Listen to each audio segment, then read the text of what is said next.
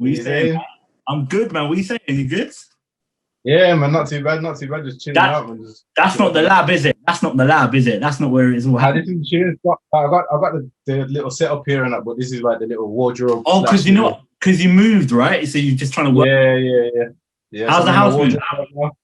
How's the house move saying? How's the house move? Stressful, man. Because literally, we moved into a house like just after lockdown was lifted, and I've been like just doing like decorating, landscape gardening, like you've been doing that yourself. Yeah. So I just put like stuff down in the back garden and whatnot. So yeah, man, I've been doing a lot of work, man, and obviously got the two little kids also. Doing family life as well as music life, man. It's a different balance, man, but no, you seem to be coping. Yeah, no rest for the wicked, isn't it? Trust me, bro. Trust me. But how you doing that? Obviously, with like the lockdown and stuff, how have you been coping from like a personal perspective? Not the musical perspective, but more from a personal perspective. To be fair, it's been a blessing in disguise because it's kind of giving me time to just be with my kids, you know what I mean, rather than just working non-stop. Because with my first one, I was just grafting like all the time. My second son was born April the 24th, so in lockdown. So Amen. I managed to basically just be around constantly, you know what I mean? I didn't have to kind of be back and forth. Nah, I saw this as a blessing, man, because for me, family perspective, like the lockdown, I saw it as a positive, but I could get to be with my family a whole lot more as opposed to if I was in normal life, then it just been a bit more crazy right now. Yeah, 100%, man. That's what I think as well. But at the same time as well, music slowed down a bit. Like a lot of work slowed down. But it's gave me time to, like I said, it's just be a family man for a bit and just kind of spend time with the kids and whatnot. So do you think it's slowed down? When you mean slowing down, do you mean slowing down in terms of productivity or because of there are certain things that are restricting you, like places that are open and things like that? That kind of more productivity, really. Like studios not many studios have been open recently. And what the artists that I've been working with as well, they've not really been on it as much, you know what I mean? Rather than like it used to be back in the day. Yeah. Constantly at the studio, you know what I mean, like every single day, whereas it's like they're like 2-3 times a week now. So it's just that's the thing with a few MCs I've been speaking to. From a mental perspective, it's kind of draining. They're just not everyone's in the right frame of mind, same mentality as they were like 6 months ago, man. So I understand it's obviously kind of slowed down your kind of progress. But I just want to say thank you, man. Thank you for letting me speak to you, man, because I know that, as I said, you're a busy guy. And I'm proud of you first and foremost because I've been watching you probably since 2010. I've been watching, yes, bro. From your I've been doing Grime since like 2006. So I've been seeing from where you started from 2010 to where you are now. No, it's crazy. I actually started like 2003, 4. To be fair. So like man, like it's been a long time. So for you musically, it's been. I know that I'm going to go into that as well, but I know that you've been doing this for the longest. For me, but I think that when I say 2010, correct me if I'm wrong, this is where the people, the music scene, more or less the fans have acknowledged your music, especially mainstream perspective. Do you think, am I correct? Yeah, exactly. And I think that watching your journey from the 2010 again has like exceeded like my expectations in the sense that from Grime, if that makes sense. Yeah. You personally, but from a Grime perspective, because of the kind of difficulties that Grime faces within the mainstream industry. Yeah. But my question to you first and foremost, bro, is being mainstream that you are, and hopefully you acknowledge that because you're killing it. Do you find that being predominantly Grime you found difficult challenges in terms of integrating within the music scene, or has it been an easy transition? It's been quite easy to be fair, because even though like I've been making Grime as my main genre that I've been working on, it wasn't the only thing that I always made, if that makes sense. So like 2006, 7, I started making like 4/4 bassline. Up until about 2010 probably, and then I was kind of getting back into the Grime wave again, and I was doing bassline and Grime at the same time, which I feel like the bassline kind of helped me production wise, so like it kind of made me more versatile. And from like 2011, 12, I kind of jumped on the hip hop wave.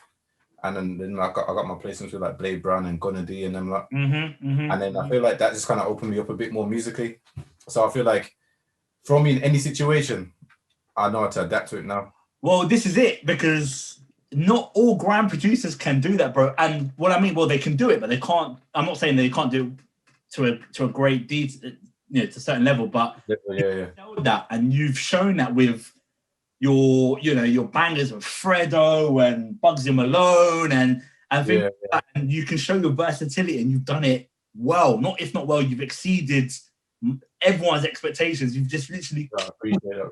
And I mean, look, do you know what? Here's food for thought. And I want, when this does get shown, I want people to really acknowledge that, bro. And I know you know this. Spotify, 2019, end of 2019, you accomplished how many streams? 2.1 million. Right? Was it? I can't even remember, 2.1 million. I think your Spotify alone, Balloon Tune, that killed it. That with Tom Zanetti, that got 4.8 million streams. Yeah, that was crazy. And the thing about that is, I was actually messing about when I first made that beat. Like, I was living up north at them times. And funny enough, me and Tom Zanetti had the studio in the same building, but we never met before then. So my manager, who manages Tom Zanetti as well, like I made a beat. I thought I could hear Tom Zanetti on this, so I sent it him. I made it in like 10-15 minutes. I sent it him, and then I got a message from Tom saying, "Yo, this is gonna be my next single." And I thought, this is crazy. Like, I didn't even expect that, to be fair. I was just kind of like, just like see what happens kind of thing. Yeah, just a little play around thing. Yeah, and then that happened, and I thought that's mad. What, we've got another one coming as well with Dio. So, yeah. It's a proper. It's not like Balloon Tune waves, but it's like a proper dancey house kind of tune. Sick. Yeah. Because Balloon Tune, like, when you first hear it, you're like, hold on, what is this? What genre is this? Because I couldn't. Yeah. It's obviously not 140, but it was kind of a mixture of both. But the way Tom Zanetti laced the tune, it fitted perfectly with his flow and delivery, and it just sounded, it worked perfectly, man. So it was the perfect choice for that. Do you know what? Even on YouTube, Balloon Tune, that's even got like 1 million views. Like, oh, serious? Yeah, bro. Like YouTube, killed that. Yeah, on YouTube you killed it. I think. That's crazy. I don't know. Correct me if I'm wrong, but you don't really do your YouTube stuff much more, because I think when I looked at you kind of like your uploads and stuff, you've kind of like, obviously things have obviously taken over, so you kind of left. Yeah, it's just finding the time, because I tried to start a YouTube series called I can't remember what it's called, Decoded, and that's basically breaking down like how I made certain songs and whatnot. And it's just finding the time to do it. Like, even the last videos that I've done, I had to do 3 of them in one day, because I knew I wasn't going to be able to just do like them each day. Like, you know what I mean? So I was going to do about 15.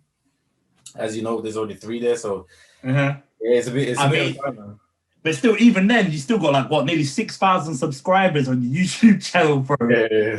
And I think that Maniac has got like 120 something thousand views, which is you know, you mentioned about how you were going to do like a YouTube thing called Decoder, breaking down tunes. I know that you did something with Native Instruments where you broke down some of your rhythms as well. Yeah. That was so sick to see.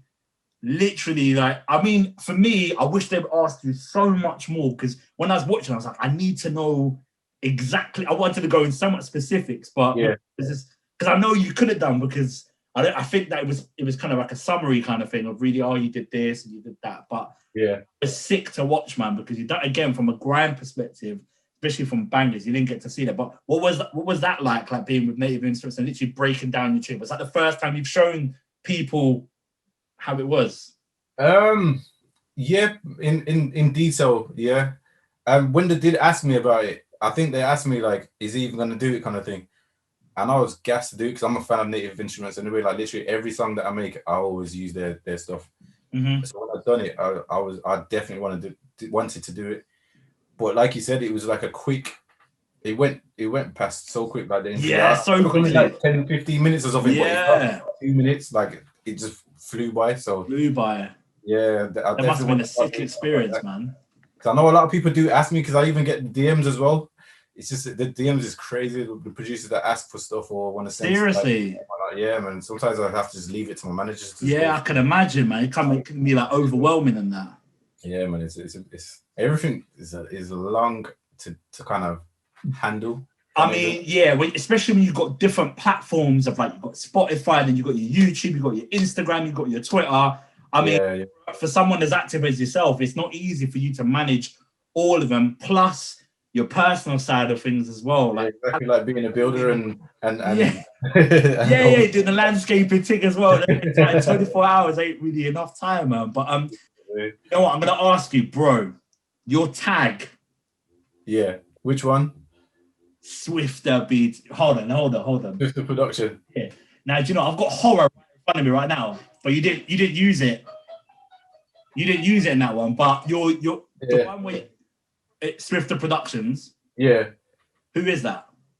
It's one of my brethren called SP. He's an MC from Birmingham. Okay. And I kind of, well, to be fair, from start to finish, I started off with the Fruity Loops one. Nah, come on, man. Then a guy from DY Slew, who was a grime crew back in the day, called Panther. He's named DJ Panther now. Oh, come on, man. He done my original one for my baseline.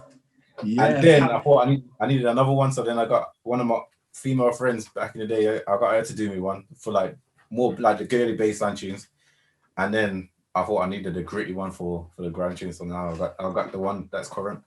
You mentioned the female person. Who's the female vocalist who does the breakdown before the rhythm starts? You know that. Oh, that's just a sample, you know. No, it's not. Like, yeah, what was it from now? Sony Acid Pro. Acid Pro. Yeah. It's a sample from that. No way. Yeah, man. That literally sounds like you got someone in the studio and literally just did a little. Yeah. You know what? Someone actually asked me, did I take that from? Is it the Robin Thicke and Pharrell tune? No. Oh shit. Yeah, someone asked me if I took it from Blurred Lines. Yeah, that's the one. That's the one. It's oh my days. That's mad. That is not. Well, I hear what you're saying, but yeah. Now I'm hearing it now. Oh, that's so mad. But Swifta Beater, where's the name come from, bro? So Swifta Beater, where did it originate from? So really, Swifta came from just being on the block. Me and my friends were just making up names for each other and whatnot. And out of all of us, I was the fastest runner, so my brethren called me Swifta. So I ran with that, and then I was making beats then, but I wasn't serious about it. And then I joined a grime crew called Element of Grime. EOG. That's all. Easy, RIP. Daps on the Mac, Sub D, Loader Man. And I think it just came out on a set for some reason. Like, man just called me Swifta Beater, and then I kind of just ran with it then, which I'm glad I did, because there was a few Swifters out there. Yeah, I remember a Swifter from back in the day in the early 2000s. So he was a great. Yeah. So yeah, I'm glad I got the Swifta Beater part, because it kind of separates me from all the others that are kind of floating around. You know what I mean? Do you know what? Going back to YouTube, do you ever read the comments on videos? I do. You know, when I get time, I do go through. Do you know what? The last week I've been reading, and I'm like, what is going on? Like, it's amazing. Like, bro, like, it's sick.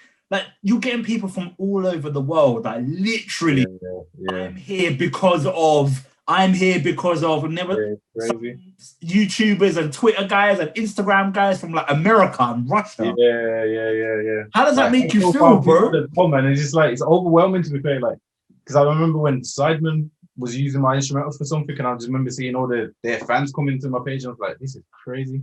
And they're subscribing as well and just liking every other song just because of that. So yeah. I mean, look, let's be real. Like, you've come from a musical background, if I'm not mistaken. Like, your father, I know that he had his own studio. Like, he was a DJ as well. Like, he was a producer. Yeah, he's a sound producer. Like, he's done a lot of roots and reggae dance. Right. So obviously, you grew up. You know, being around that kind of musical environment.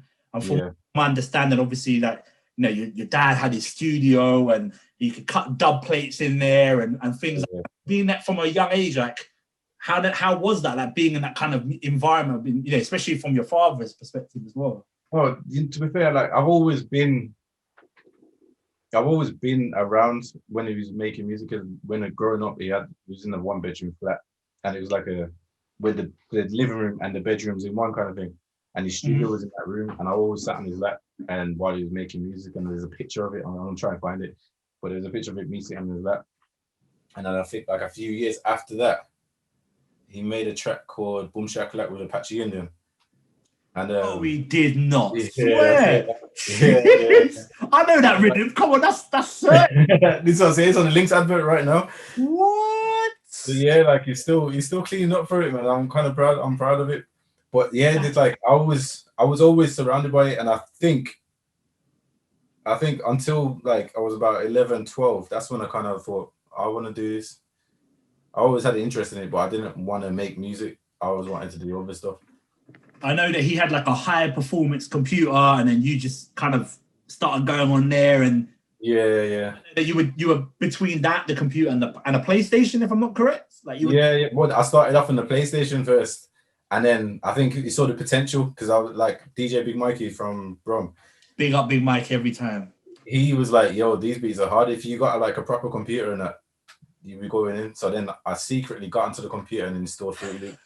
And then, what you doing? You can't just put like crack software on there and that. And I was like, I said, I know what I'm doing. And then I showed him what I was doing on PlayStation. And obviously with the support from Mikey, he kind of like took it on board and thought, you know what, maybe I'll give him a chance to kind of use the stuff. So when you were making your stuff on the PlayStation, what were you making? Were you making grime? Yeah, well, back then it wasn't even grime. It was weird. It's like, it was like it was like 2002 times where it was kind of like sub-low grime kind of. Yeah, the transition.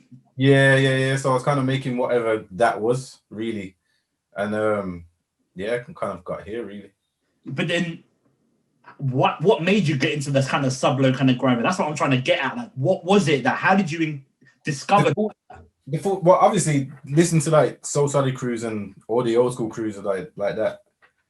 I feel like the turning point for me, what made me want to make music, was the Dizzy Rascal and Slim Sister on Sidewinder. Jesus, 2003 days. Oh my god. The legend. I still listen to it to this day. Same. It's crazy. Like that was the turning point for me, and I thought, you know what, this is what I want to make. I don't want to make the little skippy stuff. I want to make this music, like the raw. And obviously from there, like was EOG after? EOG was. Yeah, that was about 2004, 5. And then from EOG, I think, correct me if I'm wrong, did you move to Baseline after that? Yeah. Well, during that time. During that period. So Grime was slowing down around 2006. And 7. Baseline was popping. Yeah. Jamie Duggan, like all the things there, Tez Kids, like all them like this, I'm saying. Yeah, like how was that? Because okay, let's be real. From being where I am, obviously in the south of England, up Birmingham, kind of Midland size, bass was another world where literally it just took over the country from that area upwards. Like, what was that like? I would say, to be fair, I would say it was the north that was kind of, well, not even kind of, they were controlling the bassline scene, and it was just kind of like Midlands and East Midlands, West Midlands were kind of like drawn into it, and like you said, like people down south were like caught onto it, and then they was interested in it. But for that time period, it was like it felt like grime again. Like it was a new energy. There was dances were full. There was dances everywhere. Obviously, being like 16, 17, them times, like the girls were there, so that's all man wanted to be. You know what I'm saying? Like we at some places. Trust me. But, yeah, man. It was kind of like that was like another energetic moment that kind of made me want to make more music rather than just keep making grime. But at the same time, you also DJing as well. Yeah, I was DJing as well. Yeah. So you were doing all the raves as well as producing the rhythms as well. Yeah. I was above age.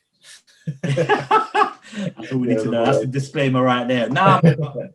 But that's sick because a lot of people don't know that when they look at Swifta Beater, they just think, okay, yeah, grime. But really, you dipped and dabbed in different genres, bassline as well, and obviously you came back to the grime thing Yeah.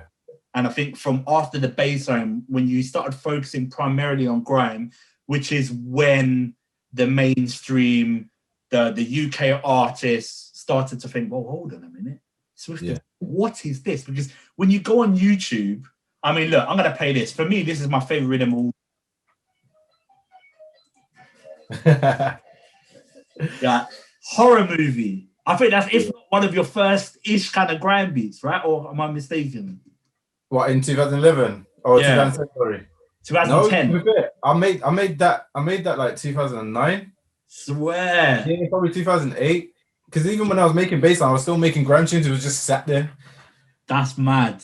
When you listen to horror movie, even though significantly old, we're talking a good 10 years, you can still hear elements of your music which you have now. From listening to it, the bass line is elements of the bass line are still there. I can't really tell. I can't. If I broke, I wish you could break this down because. Well, I know exactly what you mean. It's kind of got like the rap influence to it. Yeah, man. Yeah, drum beats and you've kept it. You've kept it. Yeah, that's my thing, man. Because like my biggest inspiration of all is Scott Storch's and Dr. Dre's, them kind of Swiss beats. Yeah. So that was like I always listened to their music. Like just even before grime, that was what I was listening to. So I kind of wanted to be Dr. Dre. So then I copied his style, and then I thought I can't do that because I'm just ripping off the next man. Right. When grime pops, it was Dexplicit. So then I was like, yeah, Dexplicit is hard. So that's the sound I want to go for. But then how can I do that and do that at the same time? At the same time, so you combine the two. Yeah. So that's kind of how I came up with my style. That was my next question, was how did you discover your sound? But that answered it in a nutshell, man. Basically, yeah. And orchestra music as well. Yeah. Okay, so going with orchestra music, did you have any kind of background in terms of like musical instruments and things like that? Or was it literally just you messing around on the computer? Just messing about and just like doing everything by ear. I can't play an instrument for nothing. Seriously. I wish I could. But like even when you listen to certain songs, you might think that I could play keys and whatnot. I draw everything in by mouse. That's it. That's how I do everything. So, which goes on to my next question. That takes a lot of work, bro, and a lot of time and a lot of effort. And for some, you can lose motivation because you kind of have you can have a producer's block and whatever. What motivates you when you're in? I mean, do you ever have a moment where you're in a session, you're like, I'm just gonna bang this out straight at once, or do you break up and I need to go away, come back? Like, how does it work? I think the thing that motivates me is I don't like being defeated in a lot of stuff. Like I'll probably make music and it just don't sound right, but then I'll leave it a few days. I'll even think about quitting, but I end up just going back and just. You must be thinking, are you mad? Yeah, man. Like it's hard, man. It is hard because you're not able to just play your stuff out right. You're spending 10 minutes trying to make a melody. You know what I mean? That you've got in your head, and then instead of just playing it out. So yeah, it's just staying on it really, and not being disheartened by the result, and just keep going.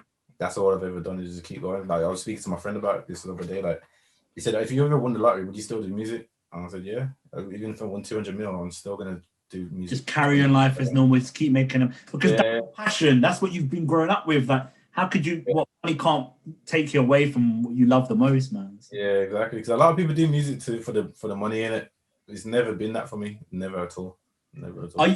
Are you surprised about? Do you ever sit back and think, do you know what? Like, what the hell is going on? Like, did you ever envisage or imagine you being in the situation, being a gold, silver, platinum award like producer? Could you ever see yourself being in the situation you are now? I did. I just didn't know I would get there. I didn't believe that I would get there, but I always wanted to be in the position I'm in now. Like the first time I ever got my plaque, I saw my dad's plaque from the Boom Shakalaka tune, and I sat in his house and I was just staring at it for about 10 minutes, and I said to him, "What, his one?" Yeah. And I was looking at it for about 10 minutes. I was like, "I want one of these. Like, I seriously want one of these." And my dad doesn't see it as anything that plaque, but it was a big thing for me, and I was like, "Yeah, I definitely want one of these." And he didn't really pay any mind to it. And then literally, probably just less than a year, I got the Man Don't Care one. It went silver. And then I went on Facebook to post it. and when I went to post it, it says this, you know, the memories thing. It said this time last year, this date last year, I posted on the same day. Yeah, I posted a picture of my top one. What? It was crazy. I'm a big believer in law of attraction as well. Absolutely, man. Absolutely, I've had a lot of things on my vision board, and I've completed them. More or less. That's incredible, man. Literally a year before on the day. Yeah, man, it's crazy. I mean, how did your family perceive or how they approach you and accepted in terms of your music and your presence? What are their views like? From when you first started, were they supportive? Were they happy? To where you are now? Yeah, definitely. They were definitely supportive. With me being like young and starting like making music when I was younger, I wasn't really focusing on school, so I don't think they were trying to push me to make music as such. But that was what I wanted to do, and they kind of always stuck by me and thought, yeah, you can make music, you're good at it, but kind of just do something else as well. Just don't rely on it. And back then, like, music wasn't really like a career everyone could look forward to. You know what I mean? It was kind of harder back then. So especially with grime. Yeah. There was nothing really happening in grime, was it? So much uncertainty that everyone thought there's no peas in grime, there's no money in grime. Like it literally wasn't. Like, you literally had to be the main man, and even then, what did they do? They started making pop music. Yeah, it's the only way. Yeah. That's why you see so many of the grime Emcees transitioning to the pop thing, because obviously that's where the peas were at the time. Yeah. There's nothing else. Because I went to baseline to do the same thing.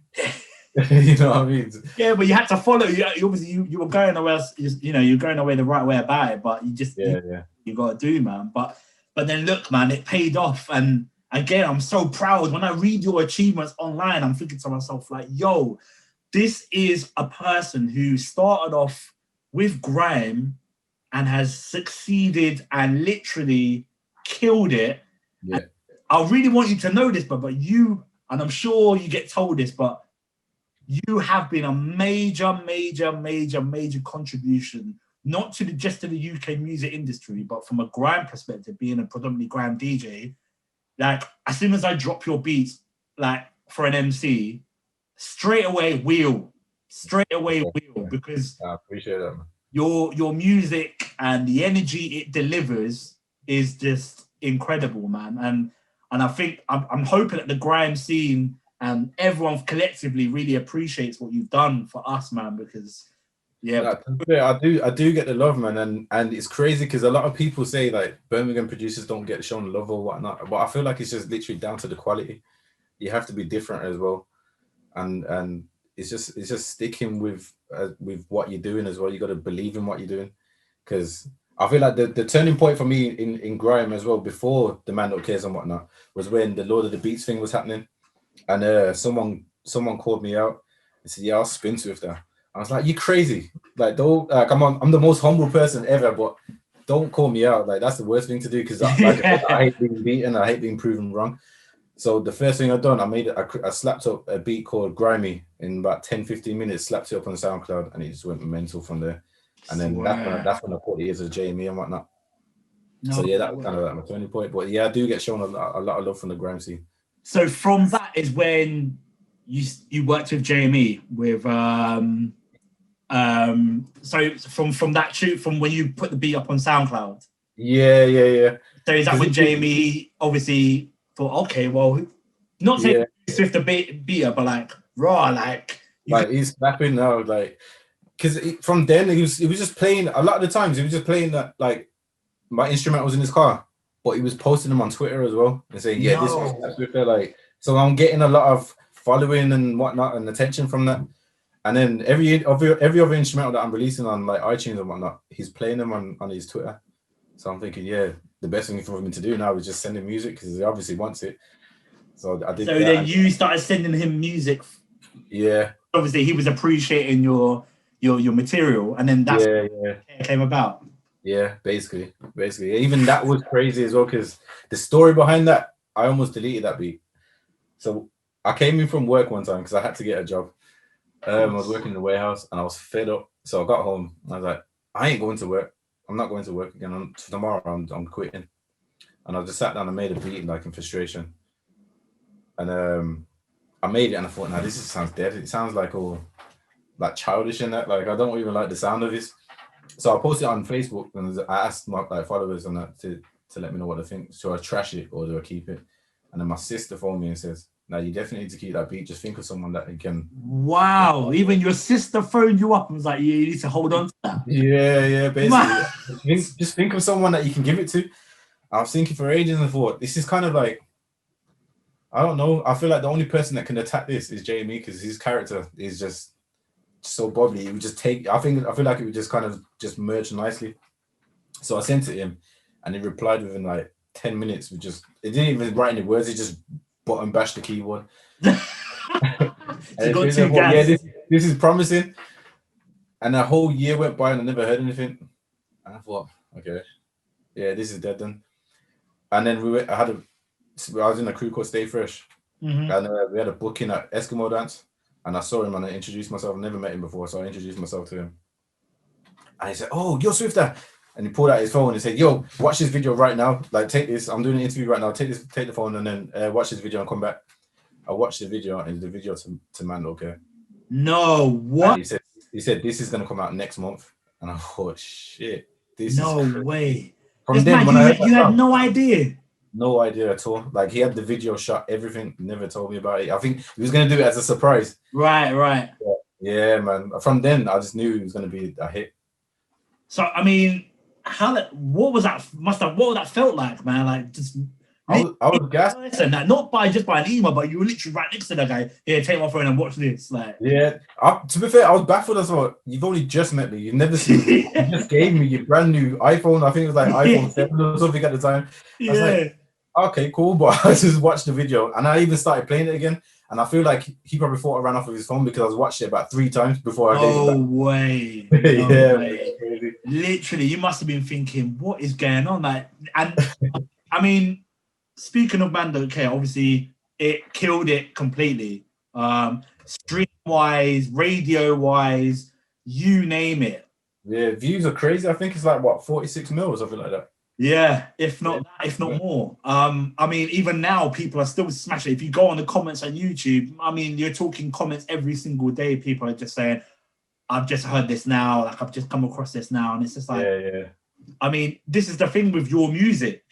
And I've noticed this, not with others as well, is that people are still coming across your music as you're getting fans on a regular basis, just literally going on YouTube, looking at your music, thinking, "Bro, like I'm only discovering this now. This is incredible." Yeah. I mean, yeah. This is the thing. Like I'm looking at horror movie right now, and there's comments from like a year ago, it's a couple of months ago, and I'm thinking, bro.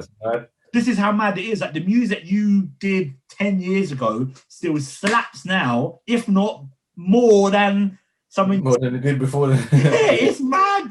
And I just it's crazy as well because I don't even listen to all them songs. Like I feel like anything that I made over 6 months ago, I will not listen to again because I don't want to keep making the same sound again. So I just kind of just put it out there, forget about it, and go again. Am I right in saying that you're sitting on a lot of music that you haven't even released or I'm sitting on thousands of beats and that's another thing as well, like because I'm sitting on so much music, people say, "Yeah, I know you got bangers there," and they just see the list of beats and I'm like, I don't even want to play them because they're not my best material. Like the ones I'll play you will be my best, but some of them, I don't know, say out of 1,000 beats I'll probably like only about 200 300. No, wait, bruv. Do you know what? You've heard about the Bandcamp day thing, right? Where you literally just put your stuff up on back. Because I know even your Bandcamp, you haven't updated that for years. I think. I think the last thing I put out there was like a baseline LP. Yeah, I think I saw Grime 2 was on there. Oh yeah, I put that on there as well. Grime 2 was your latest upload on there, and there was a couple of baseline things as well. But bruv, you do like a Bandcamp day, literally put that up on there. I think it's on like every Friday. Bruv, I know obviously that, but yeah, man, just put all your unused beats, man, and just I think I might do that at some point, man. Oh my days, bro, you make a killing. But I was gonna do another Grime EP, but I think I might just save that for my singles because I was doing singles at one point. So I feel like I'm just gonna save the instrumentals for singles when everything's open, like festivals, clubs, and everything. You mentioned singles. You released Shush in September. That was, to be fair, that was just out of boredom. Like I wanted to just do something. That came from JK's Wardrobe for Dot Rotten. The instrumental came from that. But my last singles were Mike Myers, which I did with Remtrex and Lady Leisha and Bowser. And the one before that was Gets and Saffron. So yeah, I was kind of like trying to push for doing singles with people that I've never done music before, like together before. Like my single after that was meant to be AJ Tracy and P Money, but I couldn't even get around to doing it because when that single was ready, AJ was on different stuff, and I didn't want to kind of mix it up with. Yeah, absolutely. So I kind of held that one down for now. And obviously he's got his train of thought where he's going. So obviously he didn't want to like mess that up. Yeah, and I feel like it's kind of like Well, I meant from a single perspective, I meant from a grime instrumental perspective because I saw that. Oh yeah. Yeah, when I saw that, I was like, oh, okay, what's this like? And this is the thing, this is you. Like you'll just make a beat and you just release it, and then whatever happens. And I've seen a few of them as well, man. I saw an Apple, was like, oh shush, like what's this? But it's just you just do your little thing on the side as well as your mainstream stuff. You mentioned Stay Fresh. Yeah. Big boy crew back in the day, like you can see what I mean. Like for me, obviously I know because obviously I did a set recently with Triller, Deadly, and all them man there. But Stay Fresh back in the day was like Birmingham, like not save it to grab, but they were like, yo. It was just new energies. Like I feel like the only people that run it in Millers was Invasion and Stay Fresh. Invasion and Stay Fresh, yeah, absolutely. Right now. I was in Invasion as well. That was a crazy part. Were you in Invasion as well? Before, like early days. Early days. I think Vader invited me to it, and then I was in it for a bit with Daps and Tazzle at the time. Okay. And then I don't know what happened. I don't know how I just ended up not being in it. And were you I don't think I was kicked out. I was just ended up just being somewhere else. There. Yeah. Man. So yeah, that's how I came into Stay Fresh. Well, to be fair, my manager Jamie Dredd, he was running like part of Stay Fresh. He was managing me first, and then ended up just working with everyone in Stay Fresh, and then becoming part of Stay Fresh that way. That's mad. That's how it came about. So you're here now. It's 2020. As I said, platinum, gold, silver. I could go on. I mean, from a musical perspective, how does that make you feel, man? And not from a musical perspective, from a personal, mental well-being, how has that made you feel in terms of accomplishing all of that? You're 31, if I'm not correct. Yeah. I mean, from 30 years of age, from a producer perspective, not an artist, but a producer. That how does that feel, man? Like, I mean, it's humbling, man, because to know how the struggle was back in the day, and knowing that it took so much to kind of get a plaque back in the day, to know that I've got, I don't know, probably 10 right now. You know what I mean? Like, it's humbling, and I'm grateful, but I always plan to have that. You know what I mean? Like, I always work towards it, and now I'm trying to work towards the billboards now. Yeah. That's what I'm trying to get to now. That's my next step. When you mean billboards, what are you saying? We're not talking about, we're talking what? We're not talking movies or anything like that. We're talking big singles that are coming out. And in America, yeah, like the Billboard's top 100. Well, not top 100. Oh, the Billboard. Oh, Billboard's top 100. Sorry, I thought yeah. UK. Oh, no. Billboard's in them. Yeah, I'm trying to go the Billboards. Okay. Yeah. Okay. Well, the thing is, though, it seems to me that you've already got the right mentality, the correct energy, and you've got your goals and you've hit them. So I don't see why you wouldn't be able to reach those kind of I appreciate that age or the next step in terms of your musical career. So yeah, are you work? Because I know that you were signed. Was it to Warner? Yeah, I got a publishing deal with Warner Chappell at the moment. I've been with them for about 3 years now. So yeah. And are you still with them in terms of the publishing? Yeah, I'm still with them now. So, yeah, so that's kind of like where I'm saying, but I'm trying to do the Billboard thing because my next step is to kind of go to America now for a bit, and just like for about a month or so, and just graft out there and see what I can do. Because I'm kind of already connected with a few people over there already. Sick. Because obviously in America, Grime, I'm not saying Grime's new, because obviously they've got that Grime, but it's not as as massive as we'd want it to, which is easy on to my next question. Obviously, you're very, and I mentioned this before, you're very versatile. You do the rap thing, you do the Afro beats, you do the grime thing, you do everything. Yeah. So obviously, when you're saying you're going to go to the US, are you going to try and push the grime thing, or are you going to try and branch out? Well, look, this is what I can do. I'm versatile. This is what I'm capable of. It's all about strategy, isn't it? So I feel like the move that I need to make is kind of just fit in, show them what I can do, and then show them where the sound could possibly go as well. You know, like just change the sound of rap at the moment. It's kind of like generic, you know what I mean? So I feel like going in and just trying to just show them grime straight away, they're gonna be standoffish and like, this is just too different, you know what I mean? So I feel like I'm gonna have to adapt to what they're doing and then slowly transition, hopefully. Yeah. Because I believe that's what I did with grime myself as well. It's kind of showing them that I can make what they're making for the clubs and whatnot. You know, like there's tracks like Easy and stuff like that, the skippy stuff. Yeah. What I make is the halftime stuff, and this is what you like really need to be fucking with. Absolutely.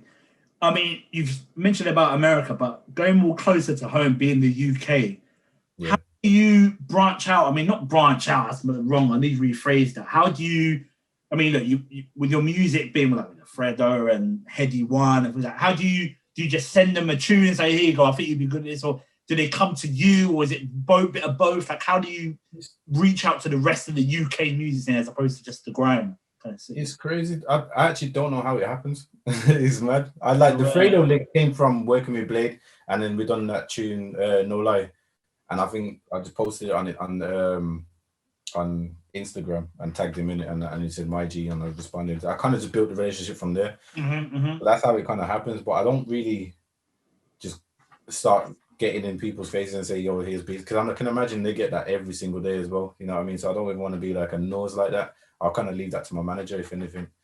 But yeah, that's the right way of doing it. Well, again, that leads on to my next question is, you're going to get, and you were in producer's shoes from a young age where you're trying to get to a certain stage, it's trying to get your music heard, and you're trying to reach out to the artist, but given now how, as you mentioned earlier, social media is the best way to contact an artist or a producer, but at the same time, for that person, it's overwhelming. It's too much. You know, there's so many producers out there, so many artists that, you know, producers like yourself, it can be too much. You just can't handle it. But advice would you give to a producer who's up? Because, you know, I come across them quite a lot, and they're trying to get to where you are at the moment, but obviously it's difficult now as opposed to back then. But what guidance and you know, would you give to someone who's trying to get to where you are at the moment? The best thing to do is just work with people that are local to you and who you see potential in, because that's what we got to do. Like in the grime crews, you have to work with your friends. When your friends start blowing up, everybody starts listening to your friends, and as a producer, like, oh, who makes your beats? Oh, it's Swifta. Oh yeah, I want his beats too, and then and goes on. You know what I mean? So I feel like instead of trying to just reach to do it as well, like message all the artists that you want to work with and producers, but don't rely on that source. Try and work your way through your friends and probably local artists or people that are just getting through the door and getting a bit of views on YouTube. You know what I mean? Just because everyone needs beats at that point. I feel like when the producers, the artists at the top have already got their producers sorted, like they've got their sound, they already know what they want, rather than just sitting there waiting for music. You know what I mean? I mean, do you know what? That's a very, very good answer, because a lot of people, they assume that you've got to go to the ones right at the top, but then as you so rightly stated, those kind of, you know, mainstream kind of house and artists have already got their producers, they've already got their go-to person for their beats, and he's got still bangles and so on and so forth for his, you know, for his majority of his music, but then obviously he'll reach out here and there. But I think that's great advice in saying that look at what you've got closer to home, because it's those artists who are gauging, you know, followers and streams and plays that are gonna start moving into the direction, and obviously 100%. It will come, and you just gotta just stick at it. You gotta just stick at it every single day. I would just say you'd have to just make music every day, send music out to everyone, just do as much as you can. You said I mean, we're coming to a close, so I know that you've got more landscaping to do or whatever you need. But you mentioned at the beginning, I think this is really important. Mental health is like massively important to me, and especially to a lot of people, especially from a musical perspective. And you mentioned that at the beginning that you haven't been doing as much because obviously you've got your personal side of things, and obviously things have kind of slowed down. Making music because of the lockdown, has it affected you mentally in terms of like, you've not been undergoing any stress or anything like that at all? Or is it just literally just been everything's going on at the same time that you just can't manage, just can't get your music out there as much as you wanted to? Well, lockdown, like I said, it's been a blessing because it's kind of allowed me to kind of catch up as well. And like I said, spend time with family rather than having to kind of just run around like a madman and try and do as much as I can while everything's moving, you know what I mean, at a fast pace. Because the music now as well, especially music, was moved at such a fast pace. You have to do a lot to keep up. But yeah, I feel like this lockdown, sorry. I feel like now is the time where I'm gonna have to kind of work and just kind of stay positive as well, because as next year, we don't know what's gonna happen next year, you know what I mean? So it's kind of like, where's the next paycheck gonna come from, you know what I mean? Yeah, I hear you, man. I hear you. Coming a struggle, man. So did you have stuff in the pipeline this year which kind of got put on the back burner because of the lockdown? Yeah, I did, and same for next year as well, because a lot of people are not even planning to release like their big projects or big singles until everything's moving proper again, you know what I mean? So it's kind of like a waiting game and seeing what happens. 100%. Before we go, bro, I'm gonna ask you, because I don't know if anyone's asked you this, but I need to know this being a grime DJ. What are your top 5 grime instruments you've ever made? And I'm talking from, I don't care, bro, I'm talking from 2003 to where we are now. And I know you've got your Percy's, you think, oh, do you know what? My top 5 grime instrumentals that you've made. 3 Relapse. Choir Gang. Okay. What else am I thinking of? Oh, you got me going through the catalog. For me, Choir Gang all day. I think, if anything, Choir Gang VIP probably killed it for me, actually. Yeah. I'm thinking M Sport. Come on, bro. Like, oh my. Oh yeah. M Sport. See, I forgot about that. I've too much, and now you're leaving me 2 out of bloody like 600 tunes. yeah, that's true. Godzilla. The Godzilla's all right, bro. Hold on. Check something. Godzilla, 134,000 views, bro. Like, that's just on YouTube. Serious? Which you don't even look after. Like, you don't even look at that no more. So. No, I don't. That's mad. That's mad. What else is and there? Shenanigans, DEE, like. Oh, that's good. Now you gotta separate. You gotta say top 5 for the new grime tunes. And all right, go on then. Oh, all right then. The 3 Relapse, Cold. Oh, shit. No, that's even harder. Swear down. Yeah, do you know what? I'm putting you on the spot there because I'll have to write. I'll have to play loads of tunes and then pick out then. But yeah, so Cold, 3 Relapse, Shenanigans. Yeah, I've literally put you on the spot. Doing It. Yes. What was there? Can't even think, Yeah, bro, there's too many, man. There's too. Nah, do you know what? Nah, they're sick. That's it. All right, cool. Top 5 grime producers. Top 5 grime producers. Rue Kid. Of all time. Wiley. We can even go back into early 2000s, but if you want to, but. Oh, see, this is gonna be mad now. So DJ Odds, Alias. Oi, straight. Oh my god. You know what I'm saying? Like them kind of man. Oh my. Dude. Aye, that's this is what I'm saying. Obviously, youngster. Wow, I'm surprised. Come on, he's the one that changed the sound to what it is. Of course. You know what I mean? The bongo thing, man. Him and Wiley. See, now this is where it gets techie. So I've got 2 more left, and there's a lot of top boy producers out there. So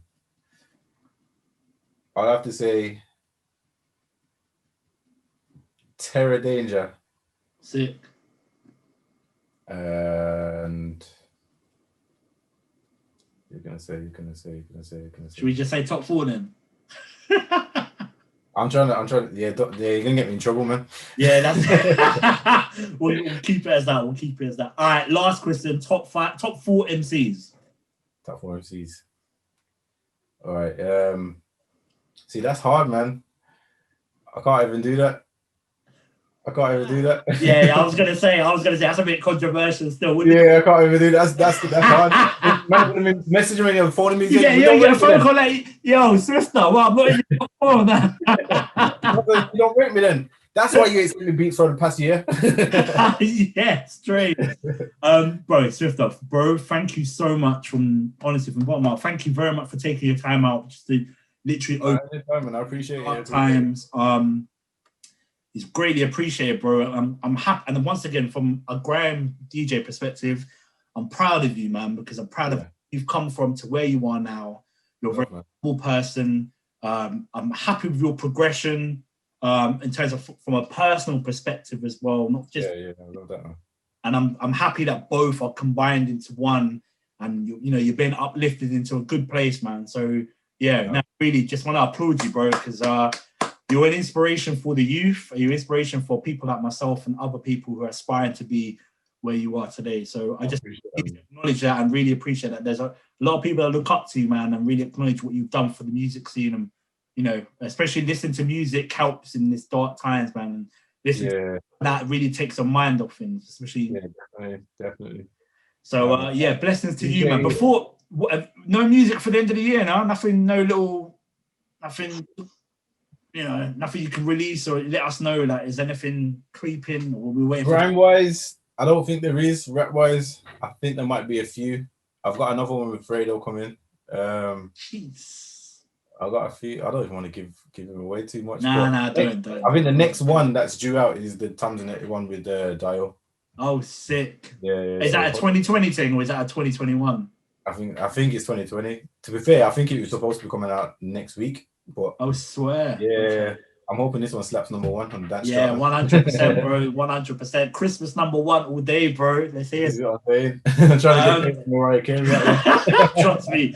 And I know it was your birthday a couple of months ago, so I'm hoping that you had an all right lockdown birthday. It must have been a bit mad. It was good, man. Like, moved out and then it was my birthday, so it's kind of like it was a nice present and just chilled one with the family. Sick. Well, look, bro, I wish you all the best. I wish you and your family all the best. I wish you and your musical journey all the best. And I know more big things to come for you, man. I'm going to keep touching base with you. I was going to see what else is up and coming. And I'm looking forward to hearing some more music for the foreseeable, man. So, I appreciate that, man. Respect, man. Thank you every time. Have a good evening, man. Getting in touch on, man, because I like doing interviews like that because people get to see me and see me. Well, this is it, man. And I looked all over the internet.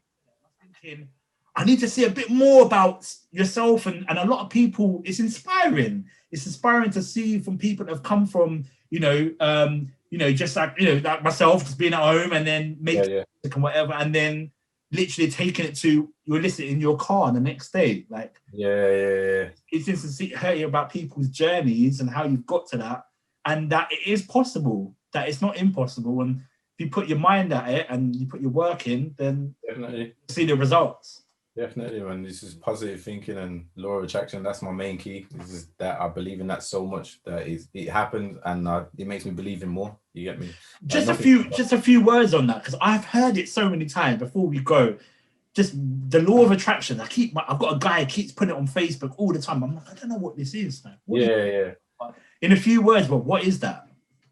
Basically, it's about positive thinking and believing what you want to do and what you want to achieve is possible, no matter what the circumstances are or where you've come from.